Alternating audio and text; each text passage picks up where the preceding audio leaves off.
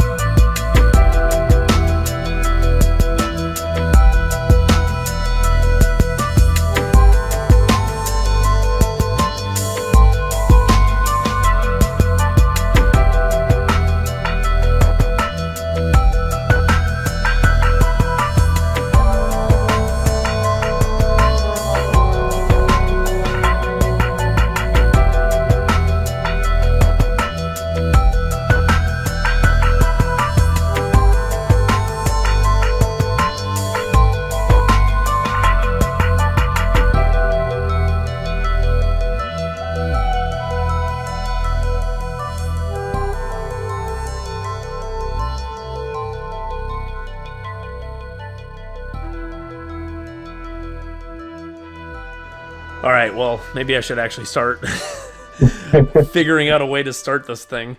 I do want to know, would you be interested in asking any questions regarding to some of the hints that I gave prior for the future of the releases or the connection between the releases?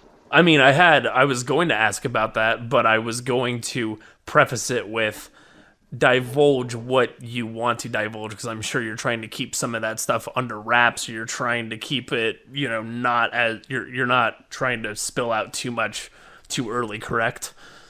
Well, yes. So yes and no. Yes, you are absolutely correct on that, but no, because there's so much info. This project, this whole thing has been about almost 6 years in the making. It's always been like an idea that I never had a concrete concept behind how I actually want to present it to other people.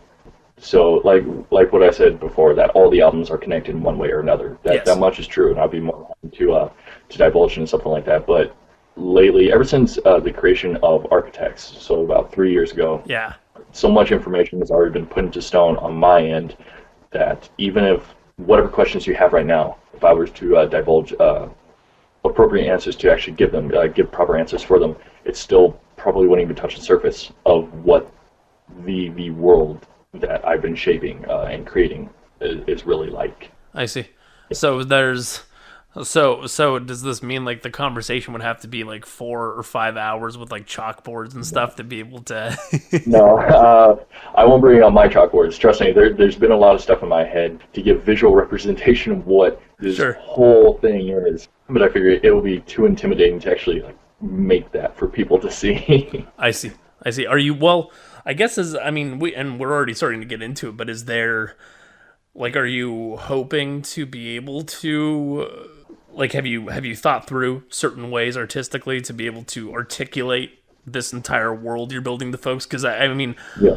I've been, I've gone back and re-listened. I got into your music with the Architects record back on Cryo Chamber, obviously, and then all the subsequent albums, and it's just been such an interesting transformation of sound, or maybe that's kind of what your whole, maybe that's kind of what you've been planning all along, because I've found the whole trajectory, at least over that trilogy of albums, to be quite unique in how the sounds have they've been so, I don't know, they're so concise in the way that they all just sound so unique from one another, but it almost sounds like there's you're naturally building towards some, I don't know if there's a conclusion to this. It sounds like you're just continually fleshing out this huge concept, this world that you've built in your mind, but Yeah, as far as the trilogy is concerned, there was supposed to be an intentional growth of sound. Not really a growth, more of an evolution of sound between the records, because each record was its own theme, Remnant being the most different of them all. But it was very intentional how it was different compared to the others, because at first, when I finished up Architects and had this idea of possibly making it a trilogy, I had already set these ideas in my head how I wanted each record to tell a different section of the story that I felt more comfortable divulging into musically and artistically. But as time started going on, I realized that's not really what I wanted to do, moving into the second chapter and then the third chapter, because the Architects was this grand, all-encompassing, apocalyptic sort of thing, the very obvious, right off the bat sort of theme.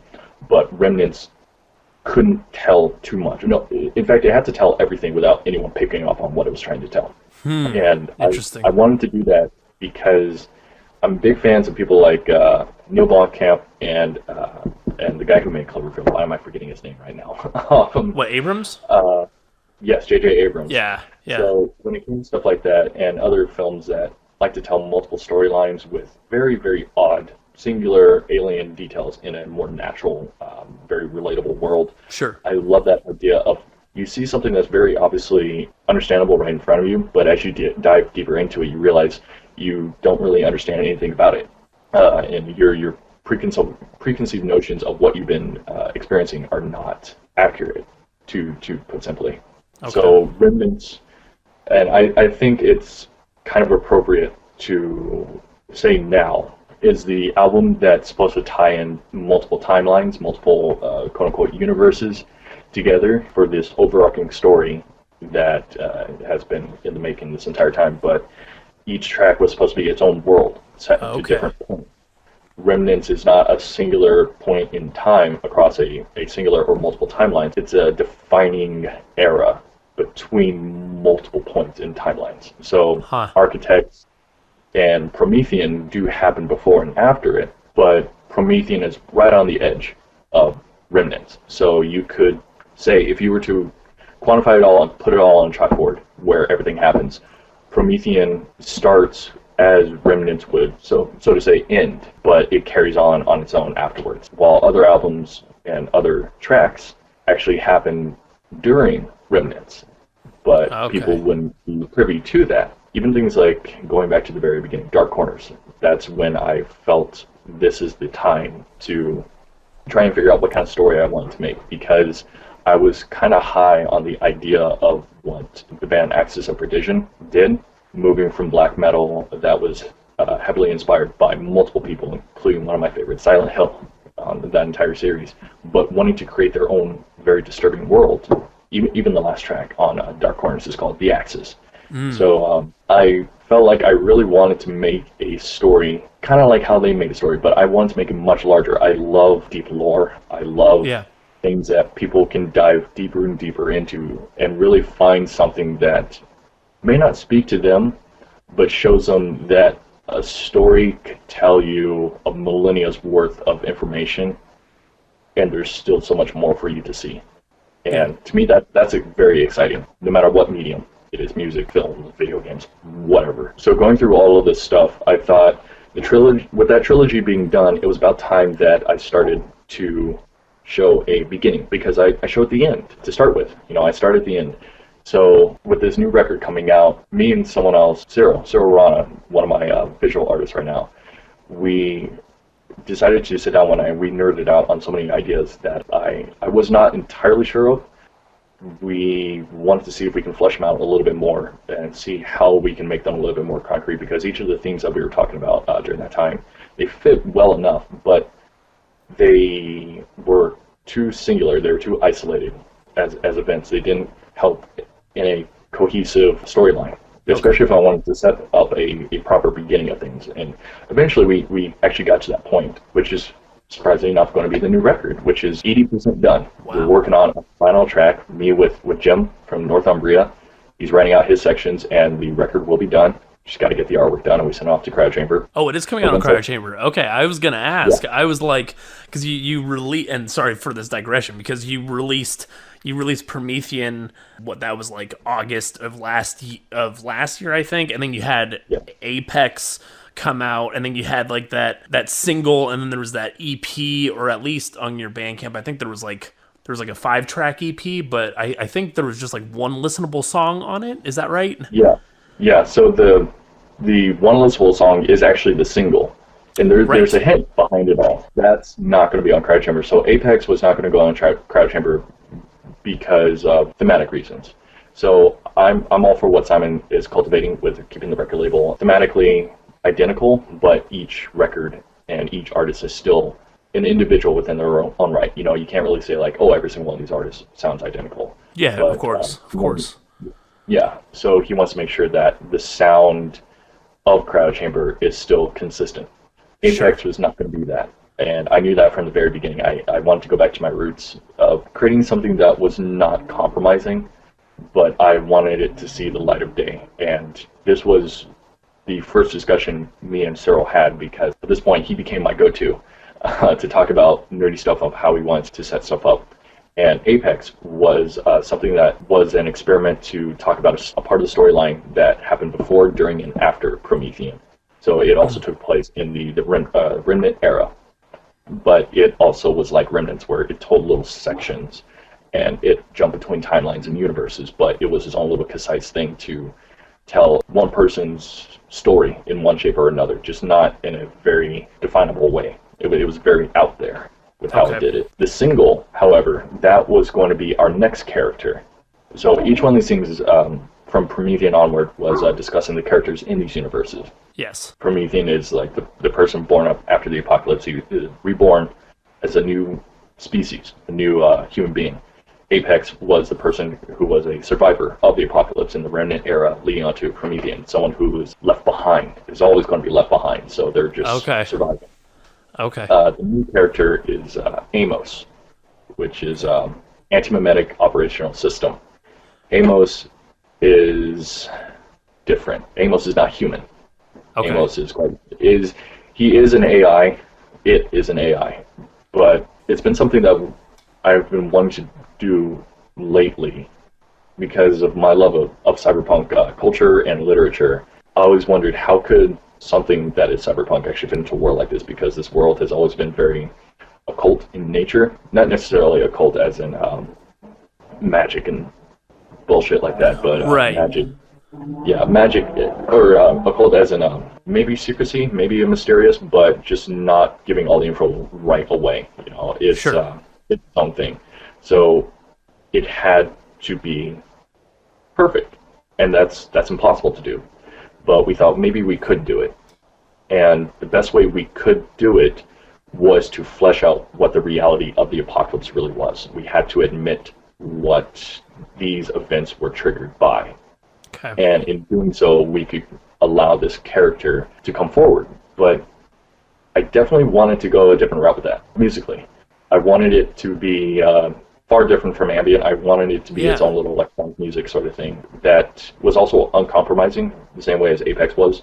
Not entirely traditional, but it had to have its own way of saying, although it's in the universe, it's still always going to be its own beast. It's its own story within itself that there's so much to actually dive into. Yeah, and that's what I found so interesting about that single you released, because relative to the stuff in the trilogy, I mean, each album in the trilogy has its own sound, but that new single had such a distinct, like that, just kind of the way I can never describe.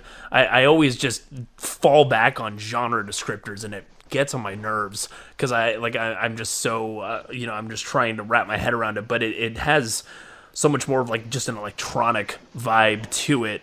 And it just sounds like such an interesting, I don't know, I just found it very intriguing the way it kind of is gelling with your other work. Like, it just seems like such a different direction to take, but it still feels like the music you're making. Like, it's just interesting just to see how you've been able to kind of like branch off into this direction and still like retain the essence of like kind of like your core sound. I don't know if that's the right way to go about it, but it still has like such a different feel and it has such a different mood to it as well, I think. I don't know how to even begin with this. Amos and the direction we want to go with Amos as a character and as a musical entity in and of itself in this universe, and how it's supposed to tie in together, has almost been something like how I wanted to go about the Piano Movements EP. To kind of finally say, look, this may not be what you expect of me, but this is what I wanted to do. But this time around, I didn't want to just simply take tracks that I've been making off to the side and never really releasing. I wanted to be very dedicated, and I wanted people to feel like this was what it was supposed to be. This time around. So Amos, the music for Amos and the record, I should actually say records, that will be coming out for Amos are deeply rooted in the electronic subgenres, but this first one is more rooted in IDM, and we're going to be moving around a lot throughout that record to go from each track to the very end. Will tell a story of a large timeline, so you'll notice a dip in the emotions behind each track, or not really a dip, just an evolution of the emotions between each track, because the entire record, the entire EP is not very long, but it was written as one continuous track.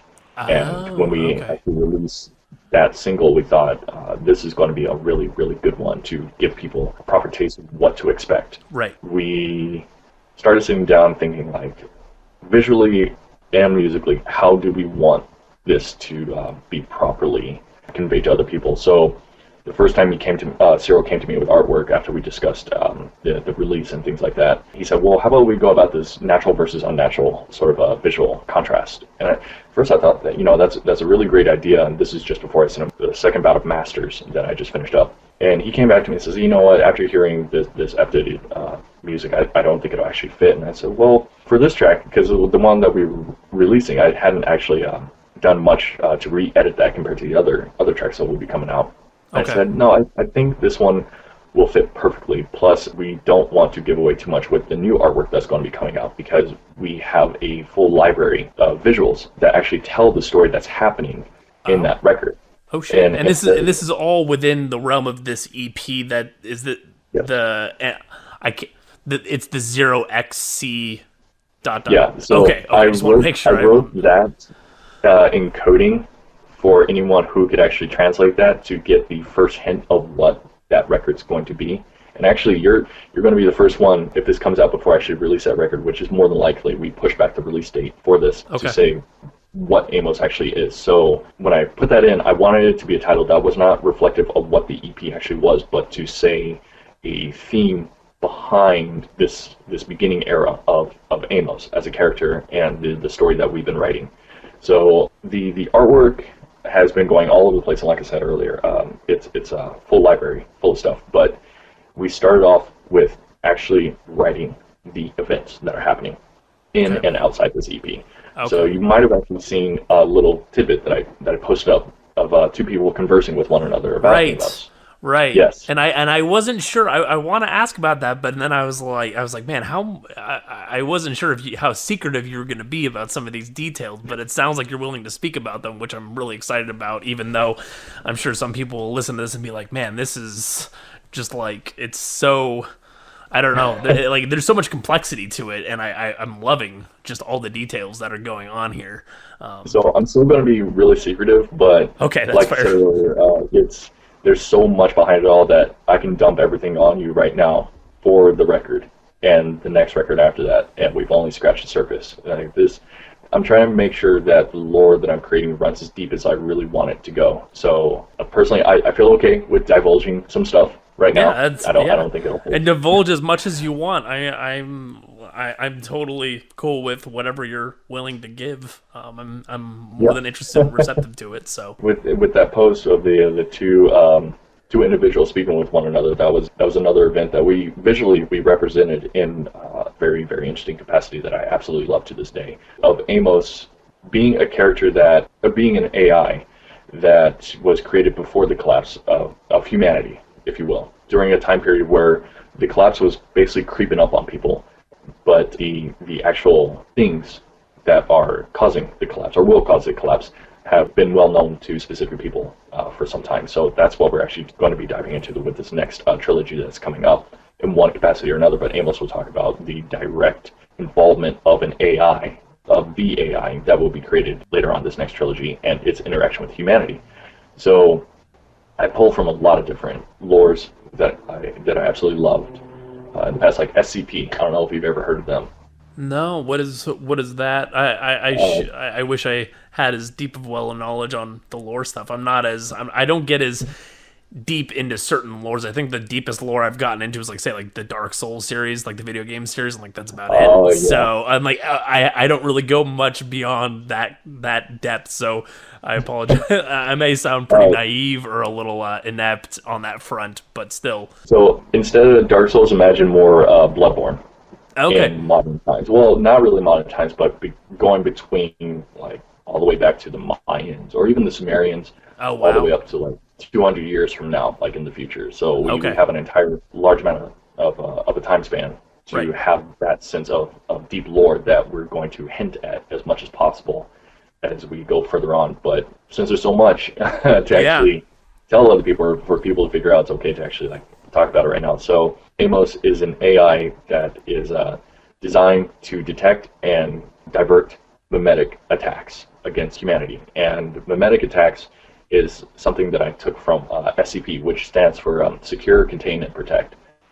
SCP was created on 4chan a long, long time ago before it became its own entity, for people to create Lovecraftian-style stories based within an organization that that was created to find quote unquote monsters that people basically create that would terrorize everything, not even just humanity, just like world-ending monsters or universe-ending monsters. So people would create the lore behind what these creatures are in high detail. Like it's amazing what these people create.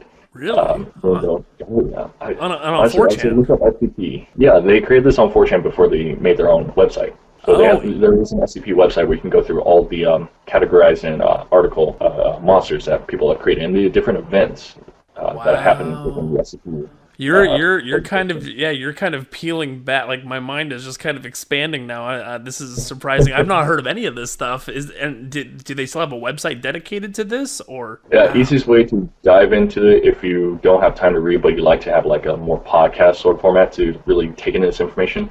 I say look up SCP on YouTube. People who want to do SCP readings about different monsters or different events, characters. It's far more deep than I could possibly go into on my own. Wow. With my own work. And it's tethered in the world of Lovecraft stuff in a way? No. Okay. No, okay. It's more Lovecraft themed. So how they create the monsters, the world that they're building. Gotcha. Quite obviously Lovecraftian in their construction. Okay. So, interesting. Wow, I wanted to do something like that.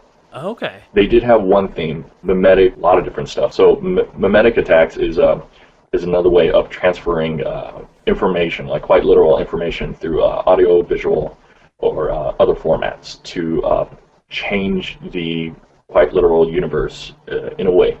And that's a very vague way of me putting that. But sure. There are such things as mimetic kill agents, which are my personal favorite because I honestly think they're absolutely funny. But it's a mimetic kill agent could be a 5 to 10 second track with a very psychedelic looking visual that if you were to see and hear it, you would die.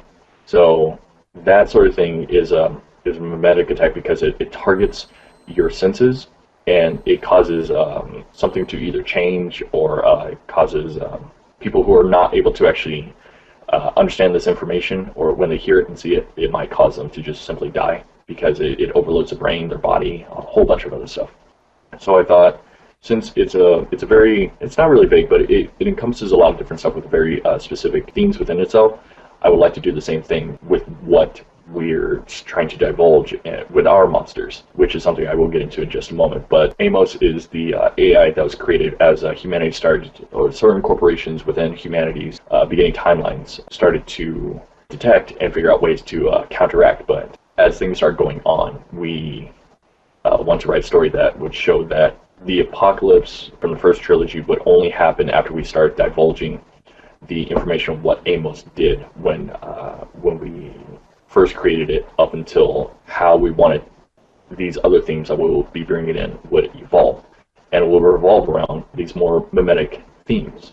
Okay. There's so many ways for me to kind of go into it, but I think we would have a 4 to 5 hour conversation if I go deeper and deeper into that. We could probably even start. It sounds like we should even just we should do like a mini series at some point and just be like, all right, chapters 1 through 5. I mean, that's only if you want to do that, but if you ever wanted to, that's something we could dive into at some point. I'm sure some folks would be really into that. So yeah, actually, I would be really interested to dive into a small little series on each of these themes just on their own. Yeah. There's so much. Going back to Amos, Amos was just an AI construct that I wanted to make it very, very interesting on how it would be an anti-mimetic operational system. So I thought of nanobots, because when all else fails, just use nanotech. This AI system would be utilized through nanobots that exist throughout all of humanity. Everyone would have to have nanobots inside their body to help protect themselves against these attacks that they may not even know are actually happening all around them. With these creatures that are trying to basically change humanity and quite literally destroy humanity. And Amos would use the nanobots through the body to detect any mimetic material or events or entities around people that you may or may not see, and wipe them from your existence. Like, you would not be able to perceive them anymore. You wouldn't know that they were there. You couldn't sense them in any sense of the phrase. They're just gone. Sure. So Amos is going to be the side chapters of how it began to fail and how these creatures started to find ways to corrupt Amos. And the first EP is going to be the overall encompassing from birth till death sort of thing for Amos. and we're going to dive deeper into the in-betweens with future records. Interesting. Okay. Yeah. And what's So, and like kind of how do you like how did you decide to take that approach with like the album construction of it, like kind of do an EP that does, birth and death, and then decide to make albums that kind of dive in? Like I'm trying to just understand like what was your thought process on doing the records in that way? I mean, it's probably a naive or kind of a no, it's not. no, I don't think it is at all. I think that's actually a very fair question to ask, because from the outside, that I can imagine that a lot of people think that that's not a great idea. In fact, if I was on the outside and I didn't have ideas like this, I would probably think, that sounds like a dumb idea. I'm not saying it's dumb. Yeah, I'm intrigued by the weirdest things. So it's just I find it fascinating to kind of take that approach, and then also and just in addition, like how I guess you could divulge this to folks as well when the EP and the future records come out. But I would be a little, I would think in some sense, if people are kind of passively listening to it or just kind of engaging with it just a small amount, they may not figure out that there's kind of like that chronology going on, or that's how the chronology is set up, maybe. So I think I'm trying to go about it the same way as Simon might go about his records, because personally I'm not sure how many people are aware of the stories he's been writing behind each of his records, and how many of them have been connected, and in what kind of ways, and what may or may not have been connected. But a lot of people might listen to his music and think, this is very relaxing to have in the background. And if you hear people talking or events happening, you think, oh, that's just part of ambient music. You don't really think too much of it. But for a lot of people who are very interested and invested into either a musician, a producer, I should say, or someone who knows what they're getting into, has lore, and that's what fascinates them. Yeah. I think it's going to be good for anyone who would approach it. Anyone who wants to just listen to it for the sake of listening to it, or the people who know that I have been creating this sort of lore sense, chronology behind all this stuff. Right. And it kind of covers all of these bases. Mm-hmm. So going back to that bit, what's the thought process on kind of setting up the EP in the way you're doing it now, and then kind of going back or going forward and then kind of explaining some of the events between the beginning and end in that EP? The first thought I think popped into my mind with that is that there has to be an end, and I want that to be made perfectly clear right away.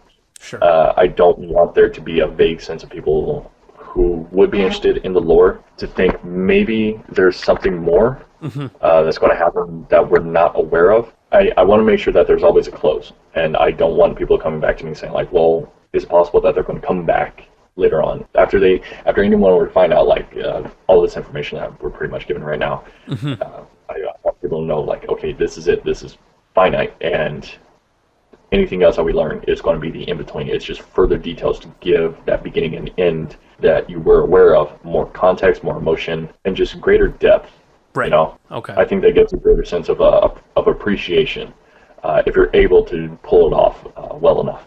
Okay, interesting. That sounds like that is a very interesting approach. Yeah, I guess it's hard for me to think of specific questions around that EP because it hasn't come out or hasn't debuted to the world fully. But just so I am getting a clearer picture of your first trilogy. So this trilogy you're working on, this is all. It's all intermeshed, or they're all kind of separate trilogies, but they're still kind of in the same universe, or I don't even know if universe is the right word to use. There may be something that's even larger, a larger descriptor to describe that. I think they're in the same universe would be the best way to actually put it, because the answer right off the bat is no. This entire next trilogy is not within the identical universe of the last trilogy. Okay. Mostly because it was consistent for the first trilogy, with Remnants being the exception. It did jump around, but Promethean was in the same universe as Architects. While this next full-length record is not part of the identical universe of Architects and and Promethean, but it is within a universe that is described in Remnants. So Okay. I work on this writing while there's multiple timelines and universes is because there is a singular entity behind all this, and this next record does not divulge into it right away, but when you get further details later in the future, you'll understand the context behind this next record.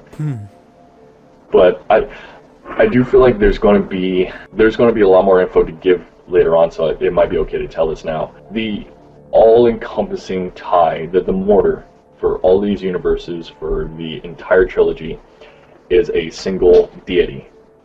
And this deity, it does not actually exist in our universe. What it is a deity that exists outside of all concepts of universes, physical reality, things like that, that wants to convert our universe because it sees that the universe itself, as we understand a universe to be, or could be, is basically a fraction of what used to be. That things shattered and universes came from that. Outside of that, there is non-existence, which is a form of existence, but it is so outside the realms of corporeal nature. Just however you want to understand that. It wants to consume everything to revert it back to what it once was. And this is a form of corruption, and that will be a theme that will be hinted at in the first record and much later on as well. It's probably going to be the heaviest theme throughout this entire next trilogy. But basically, its very existence can still shadow the laws of reality around us. So the reason why there's multiple universes because this entity is able to exist throughout all these universes simultaneously, the same way as you exist sitting in that chair right now. Imagine sitting in that chair in every single universe the same exact way. So whenever you stand up, you're standing up in every single universe too. But you're able to be aware of every universe that you're in. So whenever you're moving around, no matter what's different in every universe that you're in, you're able to perceive them as a singular entity, not as multiple entities doing the same thing. And what it's doing is moving across the cosmos, consuming everything around it, and now it's just gotten to Earth. And it's going to consume Earth the same way as it consumes everything else. So its concept of time, placement, all those sort of things, it's singular in its own existence, but we notice it in different ways throughout other universes. So if humanity was beginning to be corrupted during the times of the Sumerians or the Mayans or the Aztecs and things like that, they're experiencing it now because of the position of our planet in their universe and the position of this avatar of the deity moving through our universes to consume things, while another planet is somewhere else in the universe, in their universe, a different position. So they're not experiencing it just yet. And I want to show as best as possible, there's going to be other ways that we're going to kind of tie this together musically to show that this entity is on a death march, basically. There's nothing that can actually stop it. It's an inevitability, and there is no sense of, oh, well, maybe there's hope, or some ray of light. No, this entire trilogy is talking about quite all existence dying, being consumed, and being reverted back. And this corruption has been something that's been very fascinating to me because it kind of reminds me of a virus that is able to infect and even remain dormant, but also creates a sense of a hive mind. So when something is corrupted, it is able to be broken down and reverted into the all-encompassing mind of the greater body of it. But when it's broken down, all the information of the proteins, the minerals, all that sort of stuff that makes a body what it is, even its own shape, that's information that's also taken back to the hive mind. So it uses this information to create something that's called the corrupted children. That is like another form of the avatar that is able to spread more corruption throughout the physical universe. So it becomes this interesting alien sort of thing that feels very oppressive. And I would like that idea because I've seen that in other mediums in one shape or another. Even the recent video game Resident Evil 7, I saw something like that with the molded, I think that's what they called them. Okay. And that sparked a couple of ideas I had in the past. I thought of, can't remember the name of this film, but it had something similar. It was an older film. But I saw that and I thought, you know what, that kind of reminds me of this idea that I had, and it's so cool to see it visually in another kind of way that feels a little more well thought out in its visuals, visual representation of that. So maybe I should actually move forward on that kind of idea. So I wanted that sort of thing to have its origins with this next record but I don't want it to be its only sense of origin. I want it to be an origin for listeners to hear, but there will be other times in other worlds where first contact with something like that will be different, or their relation and understanding of it will be different. So it's going to be jumping all over the place, but it won't be willy-nilly, to say, for a lack of a better term. Sure. It will be very, very pinpoint on why things like this are happening in different sort of ways, and why they seem like I'm retconning certain elements, which I want to be made perfectly clear. Nothing has been retconned, and nothing will be retconned. Sure. It's just we're telling the story in many different interesting ways. Okay.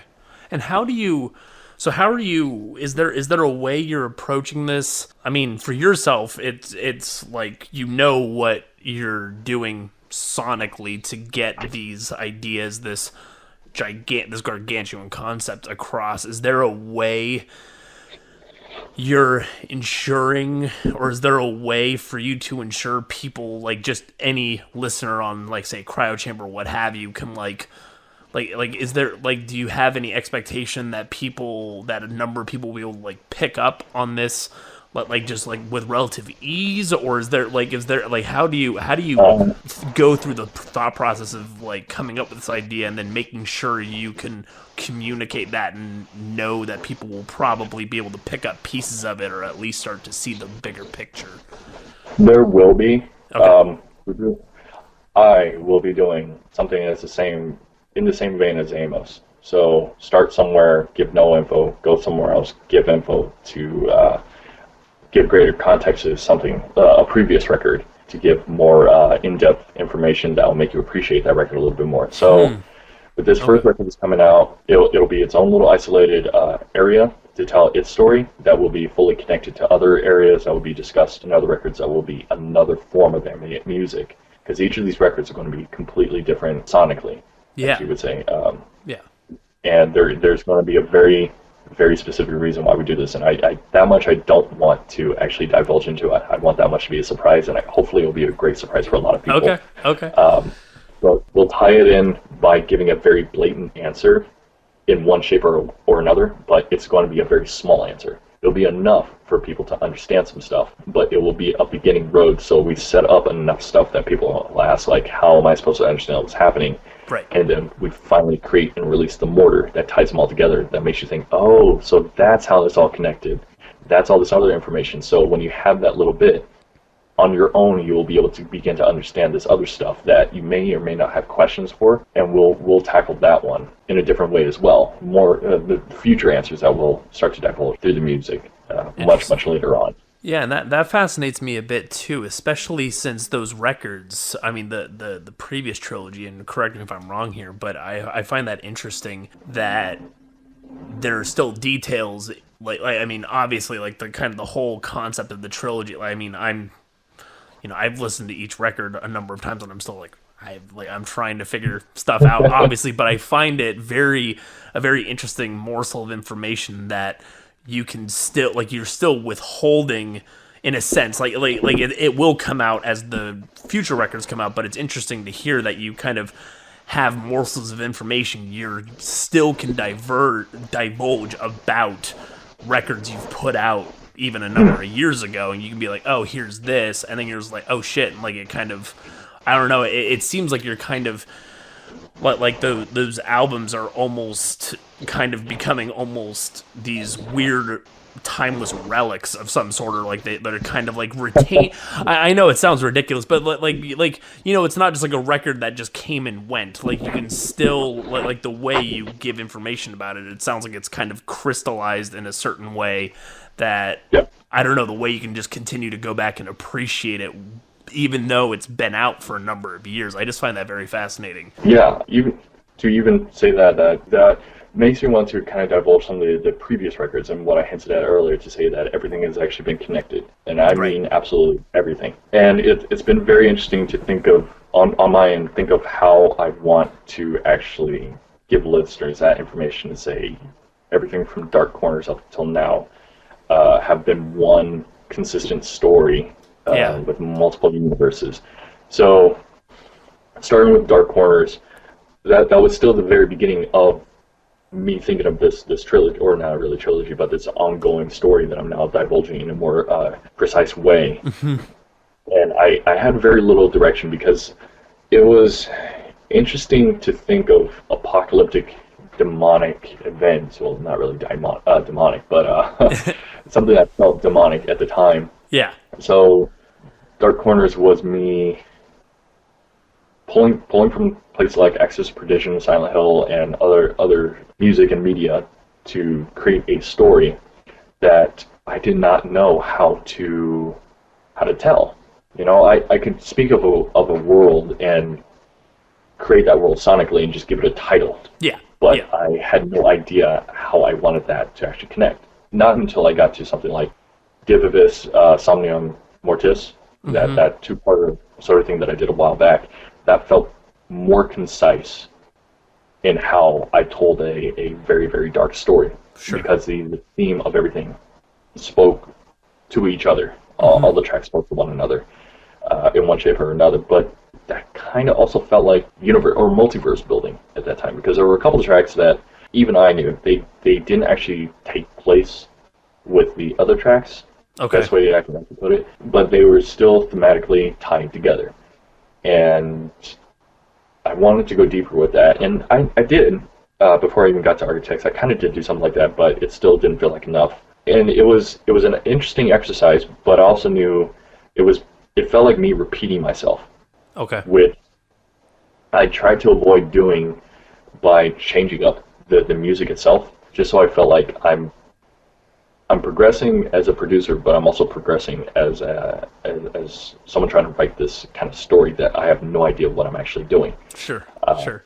And it kind of felt like it crumbled a bit when I got to the album Our Gods Never Sleep, but that was also another type of experiment that I wanted to do for myself that felt isolated with the tracks, not really the album. Each track was separate, but almost identical in the same vein of one another. There was like two tracks. So to this day, I think to myself, what was I thinking about putting those two tracks together with these noise tracks? Because one of them was just a pipe organ, just going and going and going. It sounded like Hans Zimmer sleeping on a pipe organ.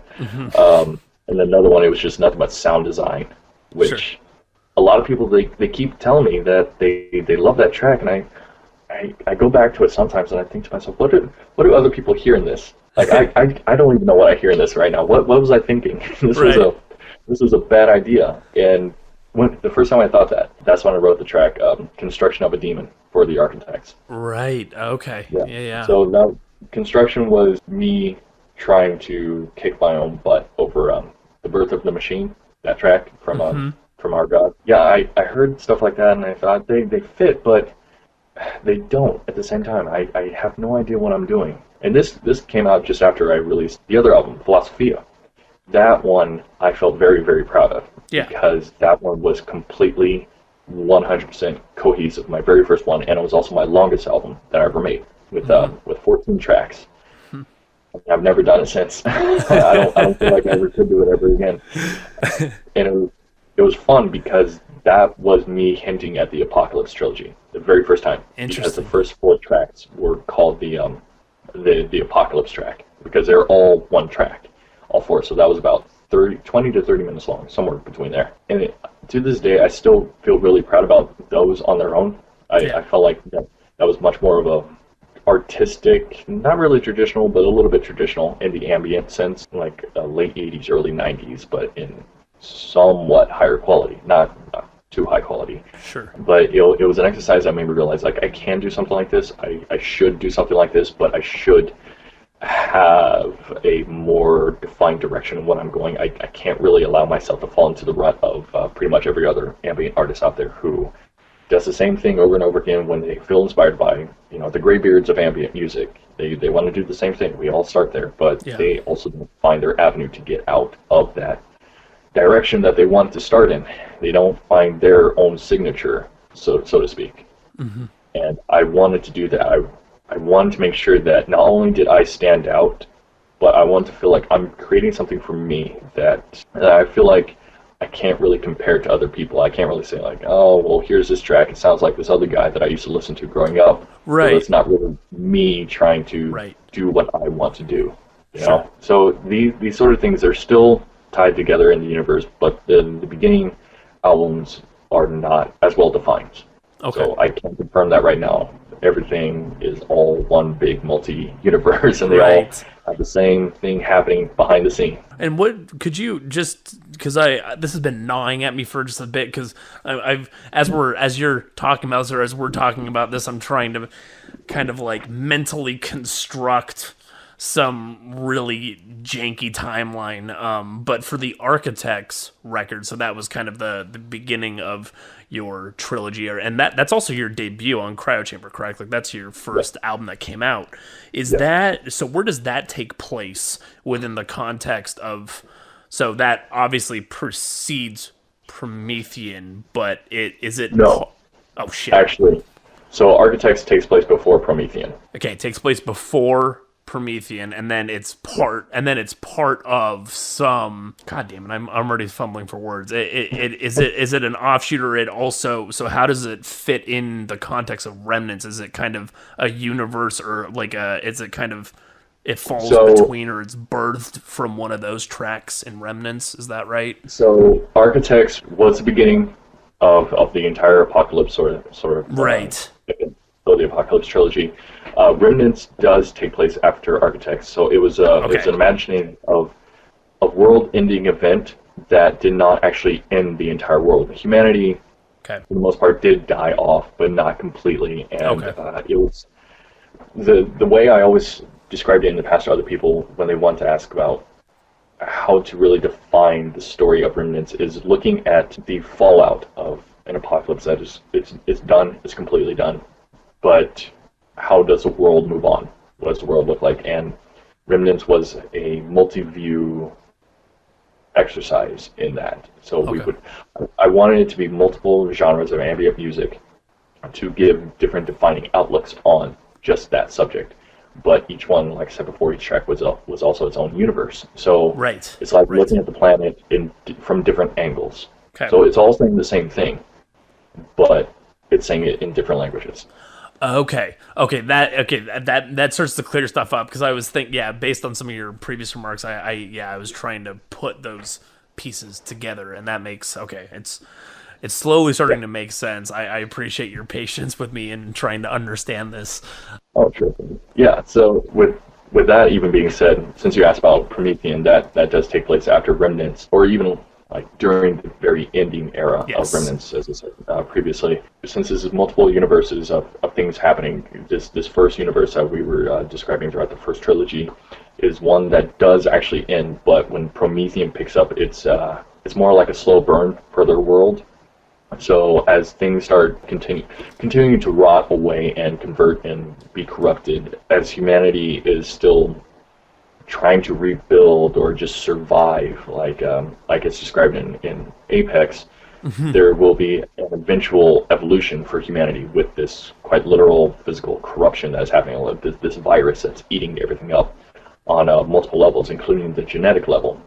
So part of the story that I had not divulged to a lot of people in the past, it was more something for me, was that the main character of the story, he, much like every other human being that survived, well, quote unquote survived, because there was other aspects that I claim to be survival for this trilogy, a lot of people were experimented on by the very specific creatures that cause the apocalypse in this universe, because it wasn't always the same way how the apocalypse happened in every single world. And this one was one of the corrupted children, or what is considered a corrupted child, which was just another race of beings that would act as a proxy for the corruption to continuously go throughout the universe and find more things to consume, corrupt, and reshape for their own purposes. Sure. They would move into their world and continuously corrupt and consume everything, but they would also take new ways to actually find ways to corrupt and convert. So one of these ways was to actually take human bodies, dead or alive, and corrupt them in different ways to find better ways to create materials, base materials from the corruption, to have not really like stronger soldiers or anything like that, more like, if you instead of eating a chicken raw, you eat a chicken when it's fully cooked or even seasoned. Right. So that's basically the same way as they were trying to capture people to corrupt them in different sort of ways. So Promethean was talking about a character that woke up from being corrupted in such a way that didn't fully corrupt him, but it changed him on a genetic level. So the character is just walking through the world to see what the world's really like outside of how humanity is trying to rebuild and just see the world as the world. And Promethean was also one of my most interesting albums to actually write, because there was an underlying story that had nothing to do with the trilogy, the lore, anything like that. It was actually a very personal story that it took me a very long time to tie together. It was kind of like a reminder for myself that happened during the time period when I told local shows that I no longer want to perform for them. So it was a multi-leveled exercise for myself. Interesting. And is that a story not, I mean, we already talked a bit about that. That was a bit more off the record. Is that something that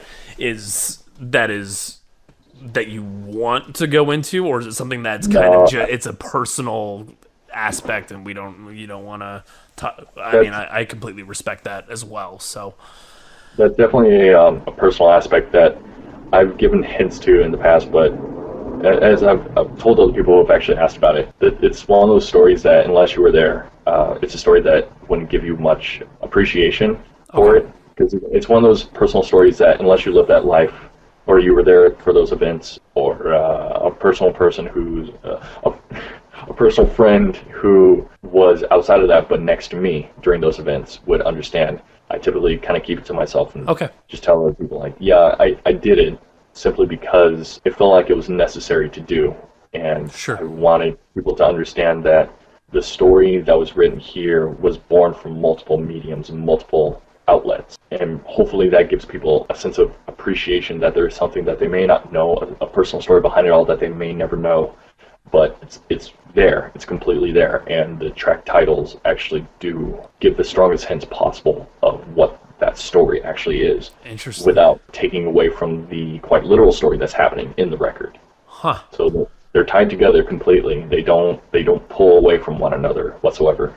Interesting. And how was that? I guess we could paint that with a broader stroke, but how was it kind of taking that challenge upon yourself? What, like, so I guess to make it a little more general before going into like a more detailed aspect of it, is like, how is it for you when you go into making each record? Like, is it something that you're trying, because like just going back to how each record sounds so different, it sounds like you're really stretching your capabilities, you're really testing some of your capabilities and trying to like create these, each record has their unique sounds, but like kind of god damn, I can't talk, do you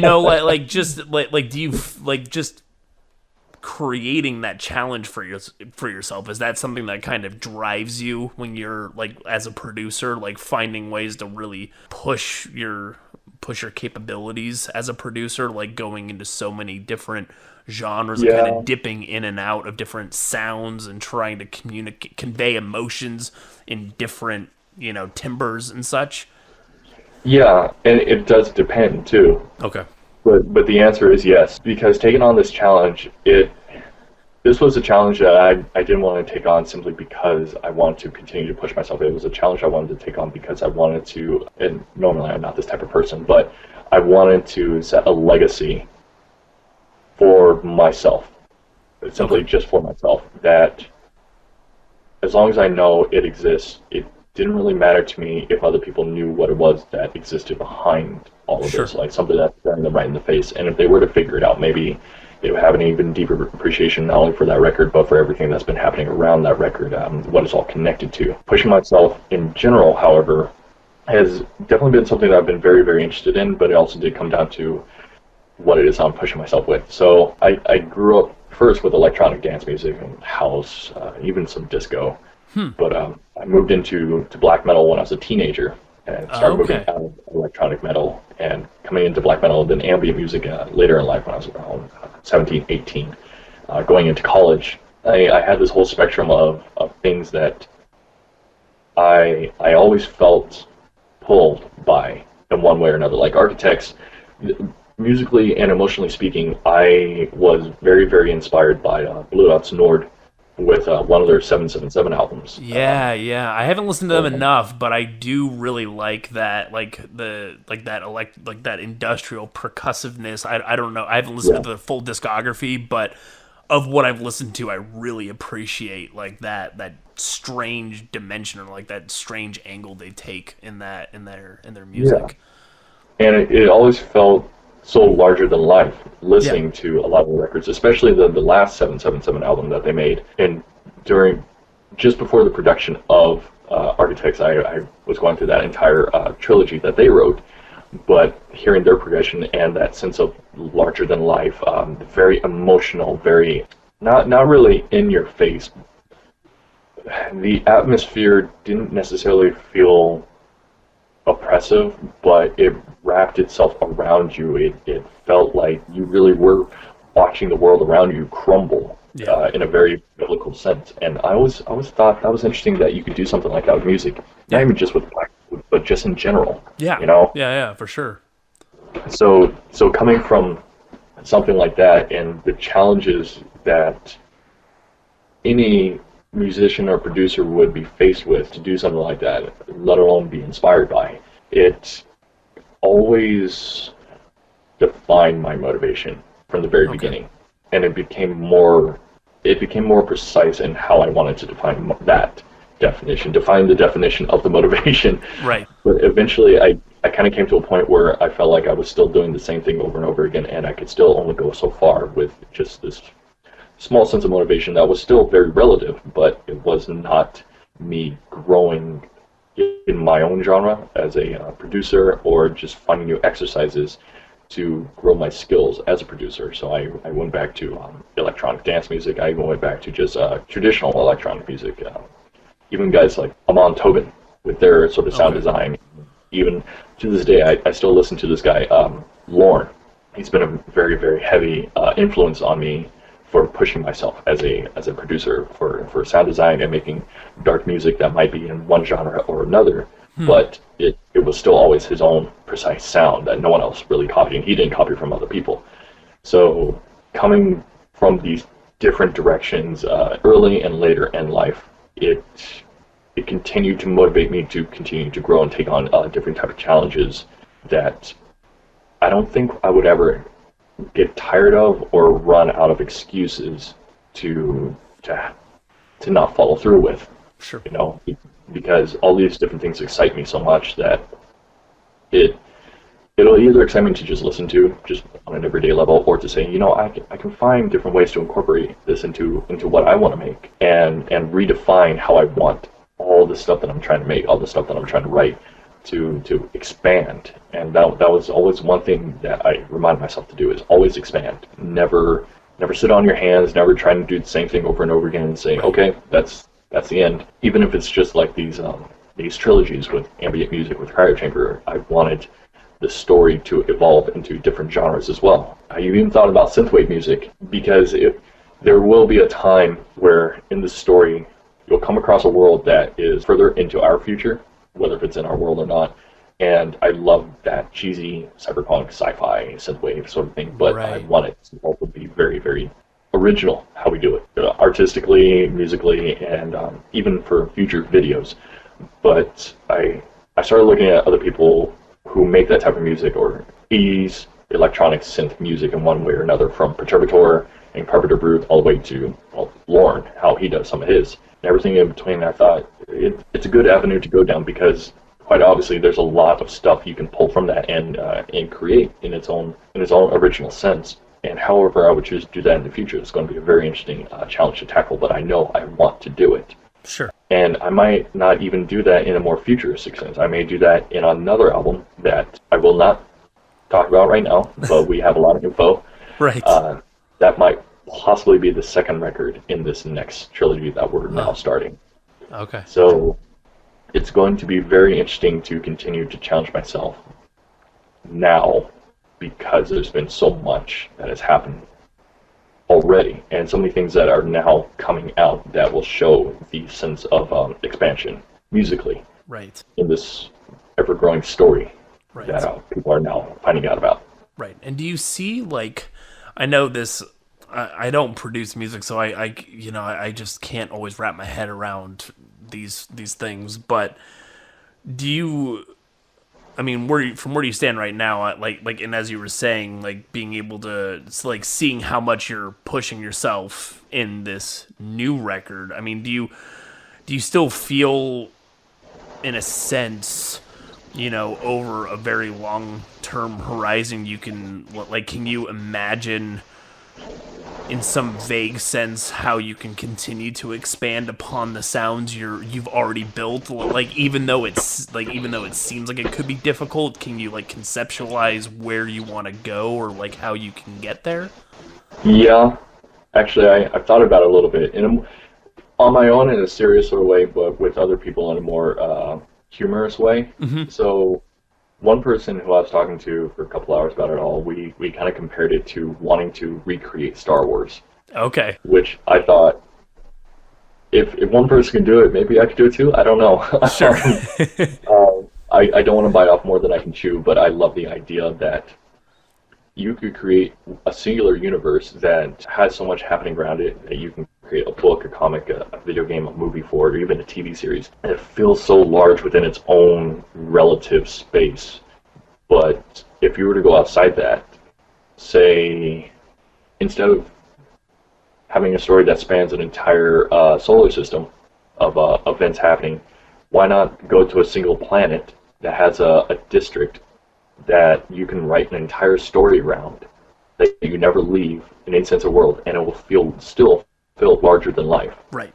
And I thought that's really awesome to think about, because there's plenty of setup already for something like that to happen in the future as we start to execute on these ideas that we already have either in the works or they're already completed. And they will definitely be for the future, in the distant future.